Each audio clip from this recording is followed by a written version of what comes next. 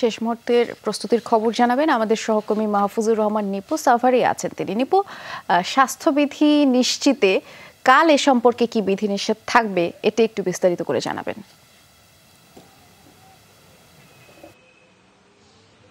বৃষ্টি, আসলে বারবারই যেটি বলছিলাম যে এবার কিন্তু আইন শৃঙ্খলা রক্ষাকারী বাহিনী আইন শৃঙ্খলার পাশাপাশি কিন্তু তারা যেটি বলছেন যে সামাজিক দূরত্ব বজায় রেখে স্বাস্থ্যবিধি মেনটেন করে কিন্তু তারা যেন যারা এখানে ফুল দিতে আসবেন, শ্রদ্ধা নিবেদনের জন্য আসবেন, তাদের বিষয়টি কিন্তু তারা বারবারই তাগিদ দিচ্ছেন যে তারা যেন স্বাস্থ্যবিধি মেনে শ্রদ্ধা নিবেদনের জন্য আসেন। আপনাকে একটু দেখাতে চাই যে প্রতি বছর এই দিনটিতে কিন্তু সাভারের জাতীয় স্মৃতিসৌধ সাজে এক নতুন সাজে, এবং এই সাজের যে শ্রদ্ধা জানাবে যে দেশের শীর্ষ থেকে একেবারে মাঠ পর্যায়ে সবাই কিন্তু এখন এই তাদের শ্রদ্ধা নিবেদনের জন্য কিন্তু তারা প্রস্তুত রয়েছে। সেই সাথে সাভারের জাতীয় স্মৃতিসৌধ কিন্তু প্রস্তুত, একেবারে পুরোপুরি প্রস্তুত রয়েছে।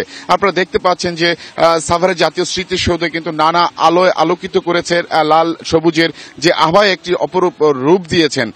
আর এই রূপটি কিন্তু শুধু যে এবছর দিয়েছে এমনটি নয়, এর আগের প্রতিটি বছরই কিন্তু একইভাবে দিয়ে থাকে। তবে আইন শৃঙ্খলা রক্ষাকারী বাহিনীর সাথে যেটা কথা বলে আমরা জানতে পেরেছি, অন্যান্য বছর যেভাবে আইন শৃঙ্খলা নিরাপত্তা ব্যবস্থা করা হয়, ঠিক তদ্রূপ ভাবে কিন্তু আইন শৃঙ্খলা রক্ষাকারী বাহিনী কিন্তু একই রেখেছে। এখানে কিন্তু একেবারে র্যাব পুলিশ এবং সাদা পোশাকে পুলিশ, সেনাবাহিনী, সব স্তরের কিন্তু যারা আইন শৃঙ্খলা নিয়ন্ত্রণ করে তারা কিন্তু এখানে ইতিমধ্যে তারা কিন্তু মোতায়েন রয়েছে।